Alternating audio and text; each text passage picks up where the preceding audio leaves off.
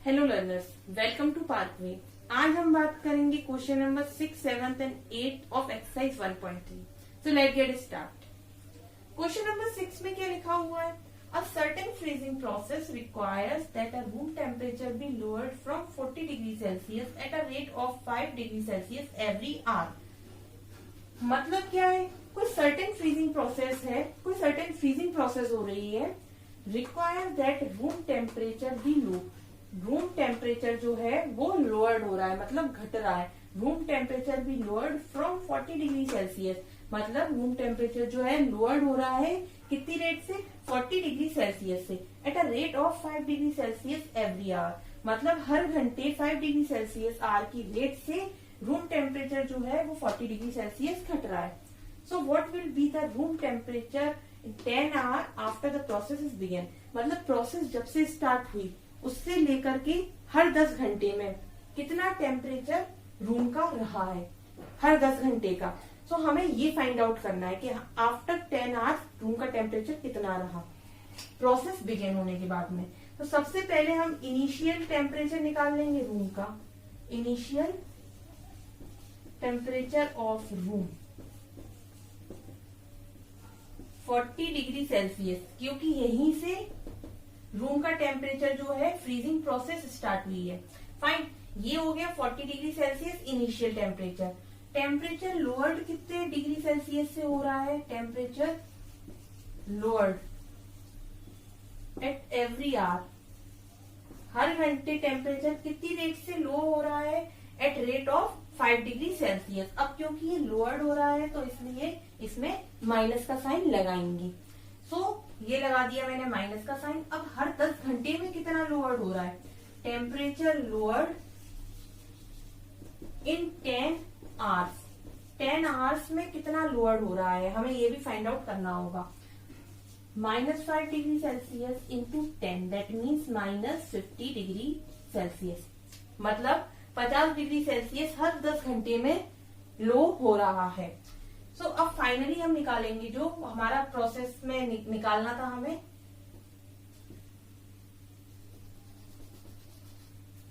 Final result रहेगा आपका temperature in every 10 hour, 40 - 50 that means -10, ये रहेगा हर 10 घंटे का temperature. Moving toward the question number 7। In a class test contain 10 question, एक कोई क्लास टेस्ट हो रहा है जिसमें कि 10 क्वेश्चन है।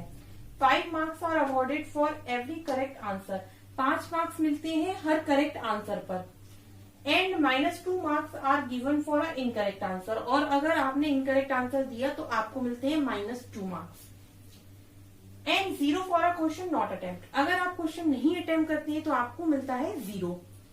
तो फर्स्ट पार्ट में क्या है? मोहन गेट 4 करेक्ट, मोहन ने 4 करेक्ट आंसर दिए and 6 for incorrect, 6 incorrect answer दिए। तो अब ये पूछ रहे हैं what is the score of a Mohan, Mohan का स्कोर क्या रहेगा? सो लेट्स सी कि मोहन का स्कोर क्या रहेगा।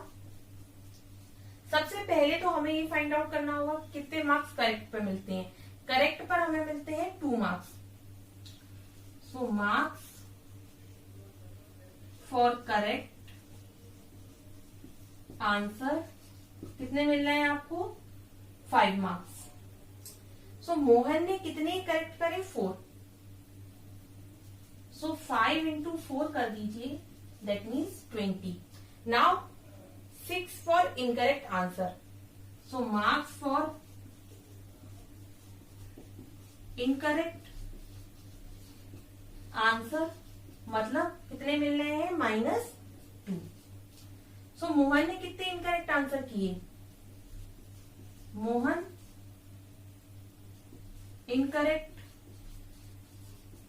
आंसर कितने इनकरेक्ट मोहन ने करे? 6, दैट मीन्स 6। तो ये हो जाएगा 6 into -2, दैट मीन्स ये हो गया आपका -12। यहां भी आप ये लिख दीजिए मोहन करेक्ट आंसर, मोहन के करेक्ट आंसर कितने थे? फाइन, तो ये हो गया करेक्ट आंसर 20 और मोहन की इनकरेक्ट आंसर मतलब -12।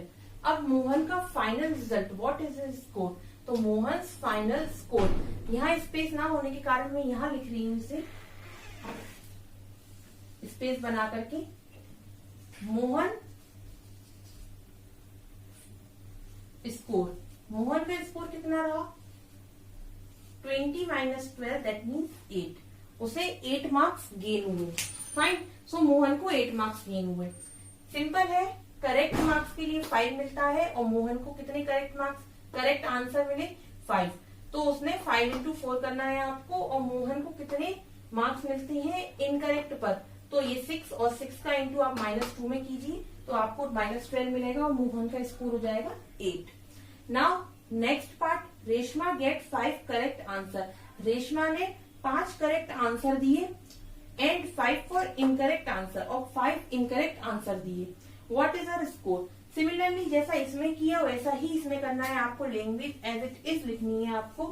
तो यहाँ मैं आपको सिंपल वे में करके दिखा रही हूँ, ये करेक्ट आंसर के लिए 5 और यहाँ आपको करेक्ट आंसर के लिए कितने मिलते हैं 5 मार्क्स, तो 5 × 5, फिर फॉर इनकरेक्ट 5 और यहाँ इनकरेक्ट के लिए कितने मिल रहे हैं -2, तो 5 × -2 दैट मीन्स 5 5 = 25 एंड -10, सो ये आपका रिजल्ट आ जाएगा कितना 15। ये आ गया आपका फाइनल रिजल्ट, जो कि रेशमा का फाइनल रिजल्ट होगा वो आएगा 15। तो आपको लैंग्वेज सिमिलर, जैसे मैंने फर्स्ट पार्ट में लिखी सिमिलरली ऐसी ही लैंग्वेज में लिखनी है। Now moving toward the third part, इसमें भी वही सेम कॉन्सेप्ट है। Hina get 2 correct and 5 incorrect out of 7 question she attempt, what is her score. अब स्कोर कितना होगा, सिमिलर है, 2 करेक्ट मिल रहे हैं उसे और करेक्ट के लिए कितने मिलते हैं हमें 5 मार्क्स, तो 5 × 2 plus 5 for incorrect, 5 for incorrect और यहाँ कितना है -2 इनकरेक्ट के लिए marks, so 5 × 2 that means 10, 10 that means 0, दो अपोजिट साइन है 0 आंसर आएगा। तो ये थे 7th पार्ट के कुछ क्वेश्चंस जो कि मैंने आपको भी सॉल्व करवाए। Now moving toward the next question,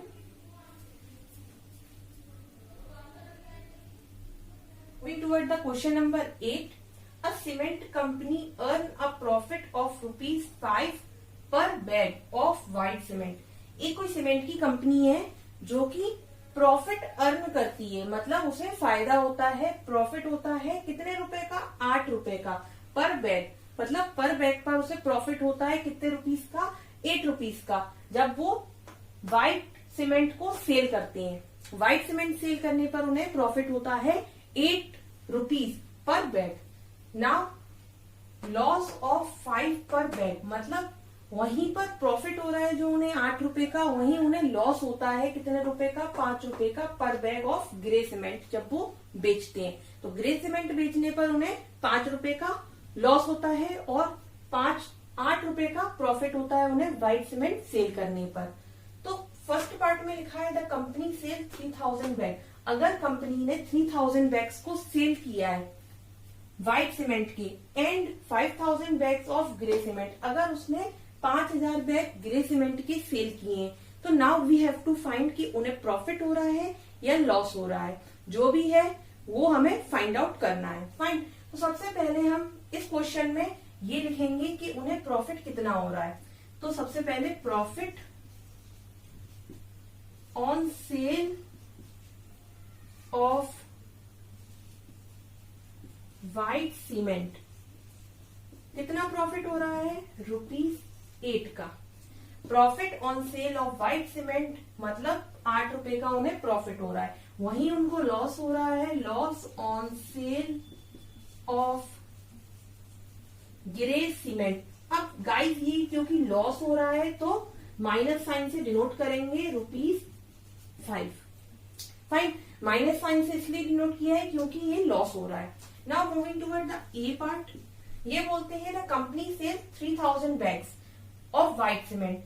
तो कंपनी अगर सेल कर रही है 3000 बैग्स को, तो प्रॉफिट कितना होगा, profit on sale of 3000 bags of white cement. 3000 bags को बेचने के बाद में उन्हें कितना प्रॉफिट होगा?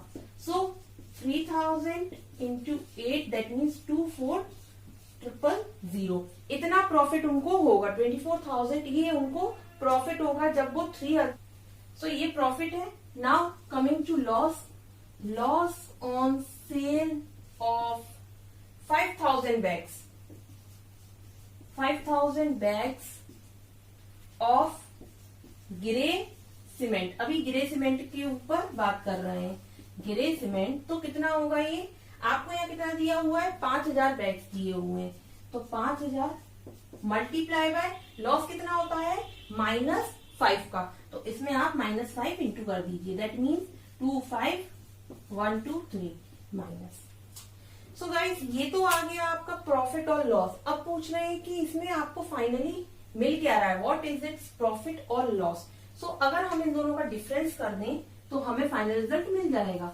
सो डिफरेंस करने पर 24,000 माइनस 25,000 दैट मीन्स -1,000. सो -1,000 आ रहा है. इसका मतलब क्या है? लॉस हो रहा है. कितना हो रहा है? -1,000 का लॉस हो रहा है. मैंने कैसे पता करा कि लॉस हो रहा है? जस्ट बिकॉज माइनस साइन आ रहा है यहाँ, तो लॉस हो रहा है. Moving toward the B part.